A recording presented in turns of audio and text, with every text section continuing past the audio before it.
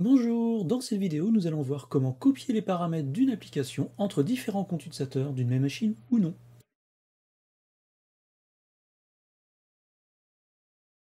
Ça vous est déjà arrivé de vouloir exporter les paramètres d'une application pour pouvoir les réutiliser sur cette même application, sur un autre ordinateur, pour ne pas avoir à tout reconfigurer pour cette application, ou tout simplement pour un utilisateur qui souhaite avoir les mêmes paramétrages que vous pour cette même application.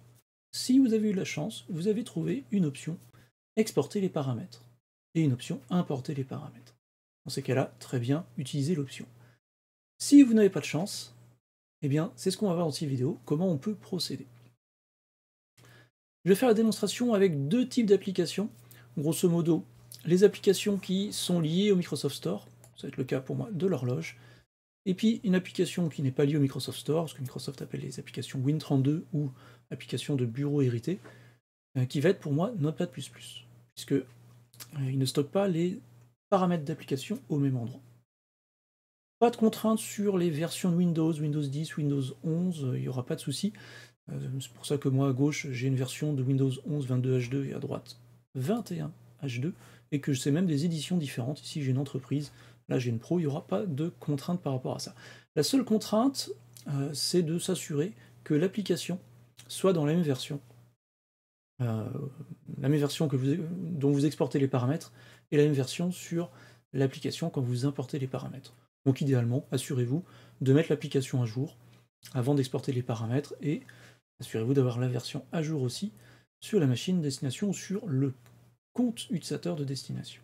Ce sera euh, le prérequis, même si ça pourrait fonctionner dans certains cas, si vous voulez éviter les soucis, ayez la même version. Alors, idéalement aussi, installer l'application avant de vouloir importer les paramètres, ce que je vais faire ici. Donc j'ai Notepad à gauche et sur la machine qui est à droite, je vais l'installer. Avant de lancer l'installation, je vais aller dans un petit dossier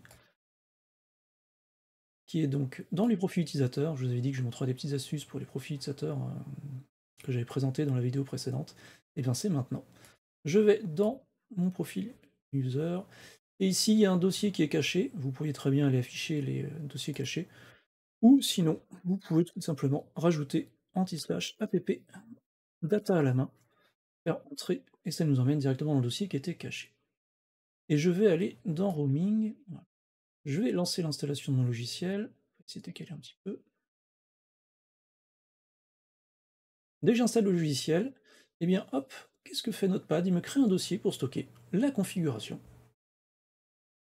que je vais apporter eh bien, au logiciel sur mon profil. Bon, je vais lancer Notepad déjà.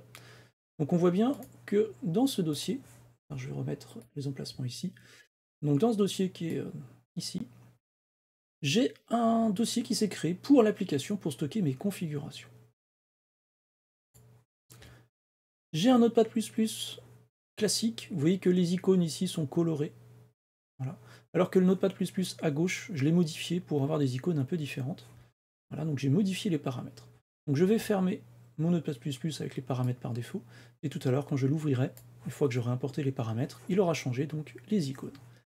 Pour l'horloge, eh bien l'horloge, j'ai juste créé tout simplement une alarme en plus, donc on peut aller voir si on veut ici. Il est gentil avec moi, non. On va aller voir que dans l'horloge, je n'ai absolument pas pour l'instant d'alarme, à part celle de 7 heures qui est par défaut.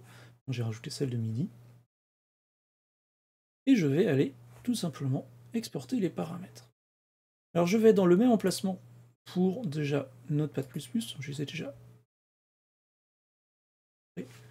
enregistrés.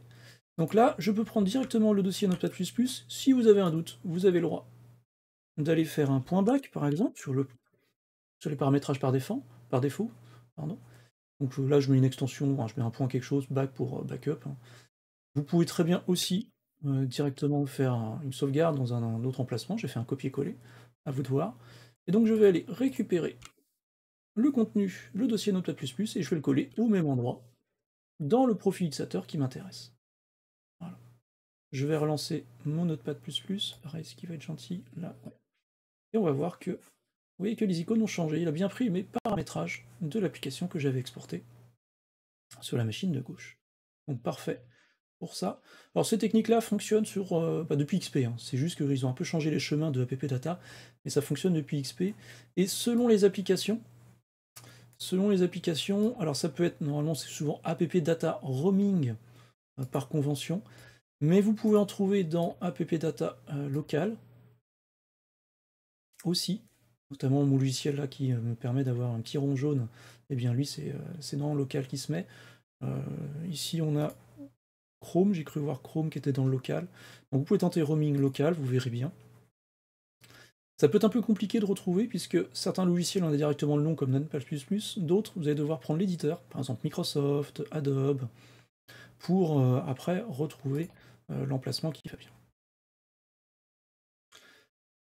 Alors là c'est pas le Notepad++, c'est le Notepad tout court. Ok.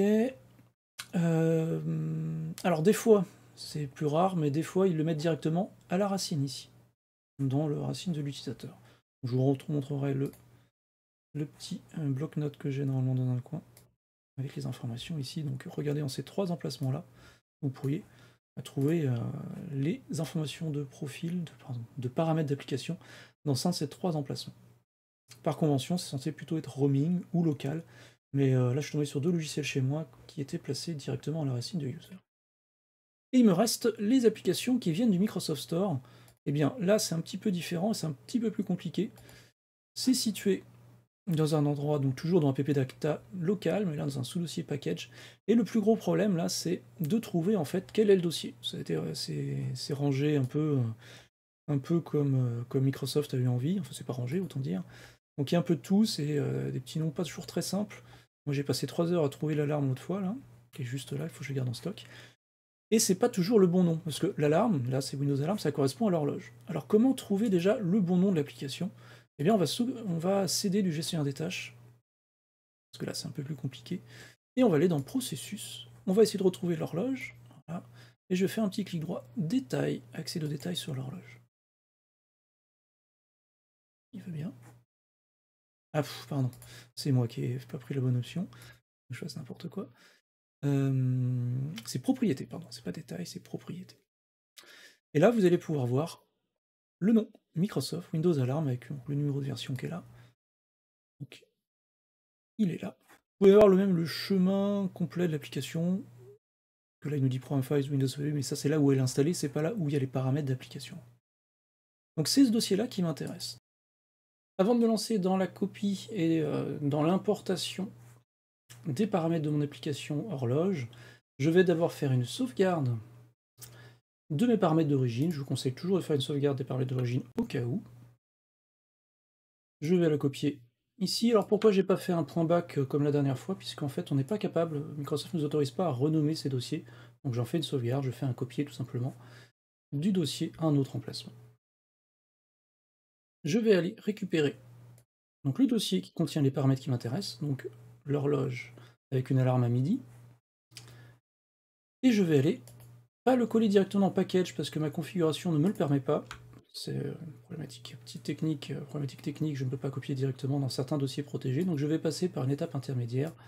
Copier sur mon bureau, moi, vous auriez mis ça sur une clé USB, et à partir donc du bureau pour moi ou d'une clé USB pour vous, j'ai plus qu'à aller copier ça dans Package. Hop, remplacer les fichiers dans la destination. Si j'ai pas fait de bêtises, je n'ai plus qu'à lancer l'horloge.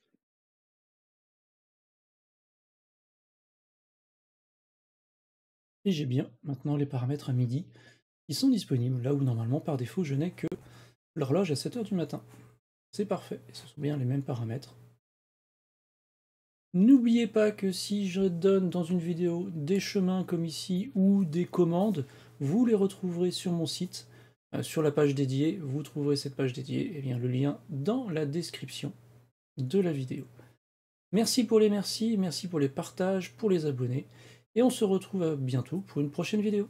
Salut!